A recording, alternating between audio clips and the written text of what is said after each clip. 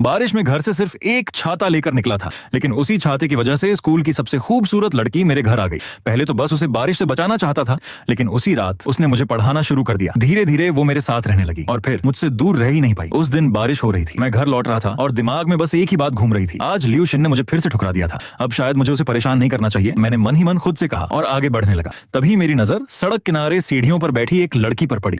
उसकी school uniform पूरी तरह भीग चुकी थी, वो बेहद टूटी हुई और अकेली लग रही थी। पहले तो मैंने ध्यान नहीं दिया, लेकिन जैसे ही उसकी शक्ल साफ दिखाई दी, मैं अचानक रुक गया। वो भी मुझे देखकर चौंक गई। हम दोनों कुछ सेकंड तक बस एक दूसरे को देखते रहे। फिर मैंने धीरे से पूछा, तुम यहाँ क्या कर रही हो? आनरान, उसने नजरें झुका ली। तुम्हें इससे कोई मतलब नहीं। ओह, मैंने सिर हिलाया और वहां से चल दिया, लेकिन कुछ कदम आगे बढ़ते ही पीछे से हल्की हल्की सिसकियों की आवाज आने लगी। आनरान सिर झुकाए रो रही थी। ठंडी बारिश की बूंदें उसके शरीर पर गिर रही थीं और वो ठंड से कांप रही थी। बारिश और तेज होती जा रही थी। तभी अचानक उसे महसूस हुआ कि उसके ऊपर बारिश रुक गई है। उसने धीरे से सिर उठाया और देखा, मैं उसके सामने खड़ा था। मेरे हाथ में छाता था जो उसे बारिश से बचा रहा था। मैंने बिना कोई भाव दिखाए उसकी तरफ देखा। आनरान ने जल्दी से अपने आंसू पोंछे और रोती हुई आवाज में बोली, तुम क्या कर रहे हो? क्यों बेवजह दखल दे रहे हो? मैंने कहा ना, तुमसे कोई मतलब नहीं है। वो लगातार रोए जा रही थी, उसके आंसू रुक ही नहीं रहे थे। मैंने बैग से टिश्यू निकाला और उसकी तरफ बढ़ा दिया। रात के इस समय अपनी क्लास की मॉनिटर को यहाँ रोता हुआ देखूं तो क्या सच में कोई मतलब नहीं होना चाहिए? आनरान कुछ पल झिझकी, फिर उसने चुपचाप टिश्यू ले लिया और अपने आंसू पोंछने लगी। मैंने देखा कि उसका शरीर लगातार कांप रहा था। मेरा घर पास में ही है, चलो थोड़ी देर वहां गर्म हो जाओ।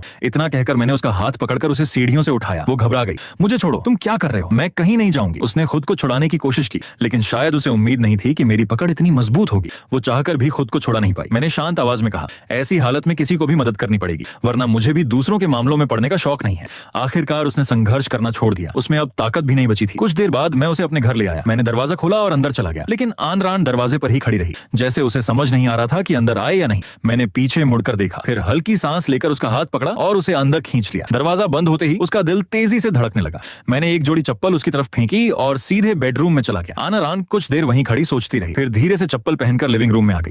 अंदर आते ही उसने नोटिस किया, जूते के रैक में सिर्फ मेरे ही जूते रखे थे। तभी उसे एहसास हुआ मैं अकेला रहता हूँ। उसकी नजर कमरे में रखे ढेर सारे जिम इक्विपमेंट पर गई। अब उसे समझ आया कि मेरी ताकत इतनी ज्यादा क्यों है। कमरे की सफाई देखकर वो और भी हैरान थी। सब कुछ बेहद व्यवस्थित था। तभी मैं वापस बाहर आया। मेरे हाथ में कपड़ों का एक सेट, एक तौलिया और हेयर ड्रायर था। मैंने सामान उसकी तरफ बढ़ाते हुए कहा, पहले खुद को अच्छे से सुखा लो, बाल भी ड्रायर से सुखा लेना और ये कपड़े बदल लेना। नए तो नहीं है, लेकिन इन्हें मैंने सिर्फ एक बार पहना है। फिलहाल काम चला लो, कपड़े बदलने के लिए बेडरूम इस्तेमाल कर सकती हो।